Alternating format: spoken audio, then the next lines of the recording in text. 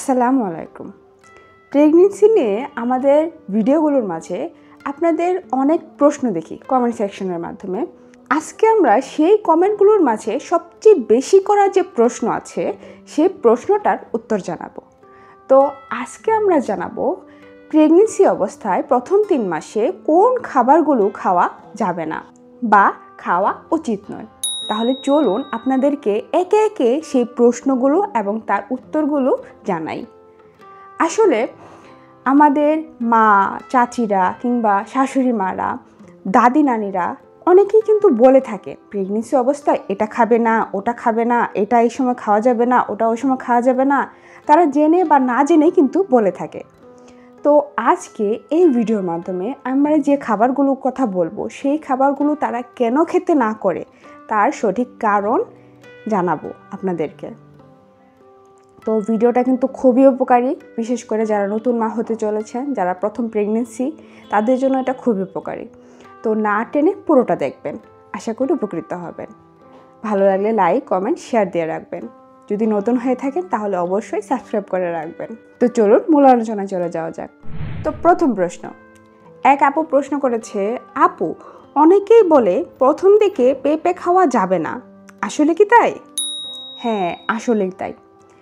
আমরা কিন্তু পেঁপে সাধারণত অনেকেই পছন্দ করি, বিশেষ করে আধা পাকা পেঁপেগুলো যেমন রয়েছে, মানে অর্ধেক কাঁচা অর্ধেক পাকা, কচকচিয়ে খেতে খুবই মজা লাগে। তো এই পেঁপেগুলো কিন্তু এই সময় খাওয়া যাবে না। কাঁচা বা আধা পাকা পেঁপেতে পেপাইন নামক একটি বিশেষ উপাদান থাকে, যার ফলে কি হয়, আপনার জরায়ু সংকোচন হয়ে যায়, যার ফলে গর্ভপাতের ঝুঁকি থাকে। তাই আপনি প্রথম 3 মাসে, বিশেষ করে প্রথম 3 মাসে কাঁচা বা আধা পাকা পেঁপে কোনো অবস্থাতেই খাবেন না। তবে আপনি পাকা পেঁপে খেতে পারেন, এটা আপনার জন্য নিরাপদ। তো পরের প্রশ্ন হচ্ছে, আপু অনেকে বলে প্রেগনেন্সিতে নাকি আনারস খাওয়া যাবে না। হ্যাঁ, আসলে প্রেগনেন্সিতে আনারস খাওয়া যায় না। আনারসে ব্রোমেলিন নামক একটি এনজাইম থাকে। তো এটা কিন্তু আপনার জরায়ু সংকোচন ঘটাতে পারে, সেই জন্য কিন্তু আনারসটা খেতে না করা হয়। মা চাচিরা কিন্তু না করে থাকেন, তারা না জেনেই বলে, কিন্তু মেন কারণ হচ্ছে এই এনজাইমের কারণে। তো এই কারণে যে আপনার জরায়ু সংকোচন ঘটে, যার ফলে আপনার গর্ভপাতের ঝুঁকি থাকতে পারে, সেই জন্যই মূলত আনারসটা খেতে না করা হয় প্রথম 3 মাসে। এর পরবর্তীতে আপনি খেতে পারেন, তবে খুবই অল্প পরিমাণে, তবে না খাওয়াটাই ভালো। আচ্ছা, পরের প্রশ্নতে যাই। তো আপু প্রশ্ন করেছে, আপু আপনি তো বলেন ডিম অনেক উপকারী খাবার, তবে আধা সিদ্ধ বা অমলেট খাওয়া যাবে কি? আসলে এটা খুবই ভালো একটা প্রশ্ন। ডিম আসলে খুবই উপকারী একটা খাবার। তো অনেকে আবার আমরা আধা সিদ্ধ, একটু হালকা হালকা কুসুমটা একটু দেখা যাবে স্বচ্ছ কালার, সেরকম ডিম খেতে পছন্দ করি, কিংবা অনেকে অমলেট খেতে পছন্দ করি। কিন্তু আসলে প্রেগনেন্সি অবস্থায় এই কাঁচা মানে হাফ সিদ্ধ খাওয়া উচিত না, কারণ এতে কিন্তু স্যামোনেলা নামক একটি জীবাণু থাকতে পারে। এই জীবাণুর কারণে কিন্তু আপনার ফুড পয়জনিং হতে পারে এবং ইনফেকশনও হতে পারে, যা কিনা আপনার এবং আপনার অনাগত শিশুর জীবনের ঝুঁকি হানির একটা বিষয়। মোট কথা দুজনের জন্যই কিন্তু এটা মারাত্মক। আপনি ডিম খাবেন, অবশ্যই ভালোভাবে সিদ্ধ করা এবং রান্না করা ডিম খাবেন। কোনোভাবেই কাঁচা বা আধা সিদ্ধ ডিম খাওয়া যাবে না, বুঝেছেন? তো পরের প্রশ্ন যাই। পরের প্রশ্ন হচ্ছে, আপু আমি কি প্রেগনেন্সি অবস্থায় রাস্তায় কাটা ফল বা ফাস্ট ফুড খেতে পারবো? না, একেবারেই না। আসলে আমরা কিন্তু অনেকেই রাস্তার যে খাবারগুলো বিক্রি করে সেগুলো খেতে আমরা পছন্দ করি, রাস্তার কাটা ফল বা ফাস্ট ফুড। কিন্তু প্রেগনেন্সি অবস্থায় এগুলো কিন্তু খাওয়া যাবে না, একেবারেই খাওয়া যাবে না। কারণ কি, প্রথম 3 মাস কিন্তু খুবই টাফ একটা সময়। এই সময়টা বাচ্চাকে টিকিয়ে রাখতে হয়। তাই আপনি যদি এইসব অস্বাস্থ্যকর খাবার খান, দেখেন অস্বাস্থ্যকর বলছি কেন, রাস্তার যে খাবারগুলো সেগুলো কাটা যদি থাকে তাহলে কিন্তু সেখানে মাছি পড়ে, বিভিন্ন জীবাণু ঘুরে বেড়াতে পারে। তো সেগুলোর কারণে কিন্তু আপনার ফুড পয়জনিং হতে পারে। তো ফুড পয়জনিং হলে কিন্তু আপনার এবং আপনার বেবির জন্য ক্ষতিকর, তাই না করা হচ্ছে। এরপরে আপনি কি করতে পারেন, তাহলে আপনি ঘরের তৈরি ভালো খাবার, র ফ্রুট, ভালো তাজা খাবার খাবেন। স্বাস্থ্যকর খাবার খাবেন, ঘরের তৈরি খাবার খাবেন, তাজা ফল খাবেন, অর্থাৎ যতটা পারা যায় আপনি ঘরের তৈরি পরিষ্কার পরিচ্ছন্ন খাবার খাবেন। তো পরের প্রশ্ন হচ্ছে, আপু প্রেগনেন্সি অবস্থায় চা কফি খাওয়া যাবে কি? এটা আসলে একেবারে না করব না, কারণ এটা অনেকেরই হ্যাবিট থাকে যে দৈনিক চা কফি খাওয়ার, কিংবা যারা জব করে থাকে জব পারপাসে চা খেয়ে থাকেন, বা বাসায় হঠাৎ মাথা ঝিমঝিম করে থাকে তাদের, তো প্রতিদিনই চায়ের একটা অভ্যাস থেকে থাকতে পারে। তো তাদেরকে একেবারে না করব না, তবে চা খাওয়াটা আপনি কমিয়ে দিতে পারেন, কারণ এটা আপনার জন্য ভালো হবে, বিশেষ করে আপনার শিশুর জন্য ভালো হবে। কারণ অতিরিক্ত চা কফি যদি আপনি খান তাহলে আপনার বাচ্চার বৃদ্ধিতে বাধা পাবে। তো আপনি খেতে পারেন দৈনিক 1 কাপের বেশি না, 1 কাপ চা বা কফি খেতে পারেন, এর থেকে বেশি খেতে যাবেন না, তাহলে আপনার বাচ্চার জন্যই ক্ষতিকর। তবে চেষ্টা করবেন একেবারেই ছেড়ে দিতে। তারপরে আপু প্রশ্ন করেছে যে আপু ঝাল মশলাযুক্ত বা তেলে ভাজা খাবার কি খেলে সমস্যা হবে? হ্যাঁ, সমস্যা হয়। আপনারা অনেকেই থাকতে পারেন যে ঝাল মশলাযুক্ত খাবারে অভ্যস্ত, কিন্তু এই প্রেগনেন্সি অবস্থায় আপনি যদি ঝাল মশলাযুক্ত খাবার খান তাহলে আপনার হজমের সমস্যা হতে পারে, বমি বমি ভাব হতে পারে, মেইন কথা অ্যাসিডিটি হতে পারে, বুক জ্বালা করতে পারে।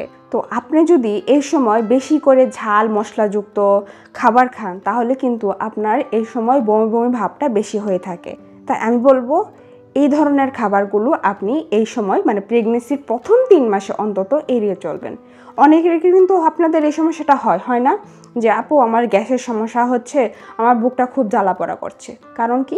আপনি বেশি তেল মশলাযুক্ত খাবার খাচ্ছেন, বেশি ঝাল খাবার খাচ্ছেন, ভাজা পোড়া খাচ্ছেন। এই কারণেই কিন্তু মূলত এই গ্যাসের সমস্যা বা অ্যাসিডিটির সমস্যা হয়ে থাকে। আর একটা সমস্যা হয় যে বমি বমি ভাব, এটাও কিন্তু এর কারণে হয়ে থাকে। প্রশ্ন আরেকটা লিখেছি, সেটা হচ্ছে এক আপু বলেছে যে আপু কাঁচা দুধ বা কাঁচা বা আধা সিদ্ধ মাংস খেলে কি সমস্যা হবে? কাঁচা দুধ বা কাঁচা বা আধা সিদ্ধ মাংস, আসলে কাঁচা মাংস আমরা বাঙালিরা তো সাধারণত খাই না। তো কাঁচা দুধের কথা যদি বলি, হ্যাঁ কাঁচা দুধ অনেকে খায়, আমিও ছোটোবেলায় খেয়েছি। র মিল্ক, যেটা যখন দুধ থেকে সরাসরি পানায়, তো সেই দুধটা কিন্তু গরম থাকে, তো এই দুধটা অনেকেই খেতে পছন্দ করে বা অনেকে আগ্রহ থাকার কারণে খেয়ে থাকে।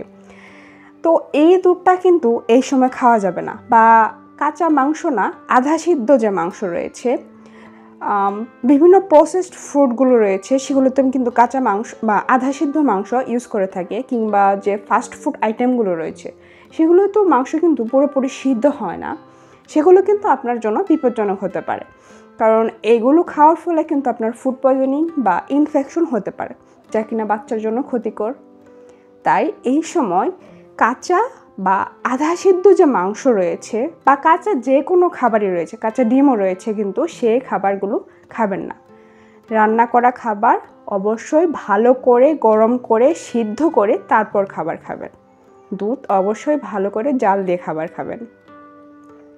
দুধ তো জাল দিয়ে খাবার না, দুধ অবশ্যই জাল করে তারপর খাবেন। আসলে প্রথম 3 মাস, প্রেগনেন্সির যে প্রথম 3টা মাস রয়েছে, এই 3টা মাস কিন্তু প্রেগনেন্সি অবস্থায় খুবই গুরুত্বপূর্ণ আর সংবেদনশীল। এই সময় আপনি যা খাচ্ছেন, যেটাই খাচ্ছেন না কেন, সেটাই কিন্তু আপনার বাচ্চার জন্য পুষ্টি হয়ে তার শরীরের ভিত্তি তৈরি করছে। তাই এই সময় চেষ্টা করবেন ক্ষতিকর যে খাবারগুলো রয়েছে সেগুলো এড়িয়ে চলতে।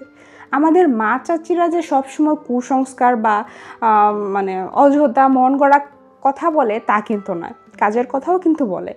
তো তাদের কথাটা ওই সময় মেনে চলার চেষ্টা করবেন। কারণগুলো কি, ব্যাখ্যাগুলো কি, সেটা তো আপনাদেরকে জানিয়েই দিলাম। তো চেষ্টা করবেন এই খাবারগুলো এড়িয়ে চলতে, কারণ একজন সুস্থ মা মানেই কিন্তু একজন সুস্থ সন্তান। তো বন্ধুরা, আজ কিন্তু আমরা জেনে নিলাম প্রেগনেন্সির প্রথম 3 মাসে কোন কোন খাবারগুলো কিন্তু খাওয়া একদমই উচিত নয়। জানলাম না? জানলাম তো। তো এই খাবারগুলো কিন্তু আপনি মনে রাখবেন, ভুলেও কিন্তু এই খাবারগুলো খেতে যাবেন না, আর খেলেও সীমিত আকারে পরিমিত পরিমাণে খাবেন। আশা করি আজকের এই ভিডিওটি তাহলে আপনাদের ভালো লেগেছে। কারা কারা শেষ পর্যন্ত দেখেছেন কমেন্টে জানাবেন তো। আর কে কোন জায়গা থেকে দেখছেন সেটাও আমাকে জানাবেন। আর হ্যাঁ, এই ভিডিওতে আপনার যদি আরও কোনো প্রশ্ন থেকে থাকে তাহলে কিন্তু সেটা কমেন্টে জানাতে পারেন, উত্তর দেওয়ার চেষ্টা করব। আর হ্যাঁ, লাইক দিতে কিন্তু ভুলবেন না। যারা সাবস্ক্রাইব করেছেন তাদেরকে অসংখ্য অসংখ্য ধন্যবাদ আর ভালোবাসা রইল। আর যারা নতুন দেখছেন তারা টুপ করে সাবস্ক্রাইব করে দেন আর পাশের বেল আইকনটি বাজিয়ে দিবেন, যাতে পরবর্তী ভিডিওর নোটিফিকেশনটি সবার আগে আপনার কাছে পৌঁছায়। তো দেখা হবে পরবর্তী ভিডিওতে। ততক্ষণ পর্যন্ত ভালো থাকুন, সুস্থ থাকুন। আল্লাহ হাফেজ।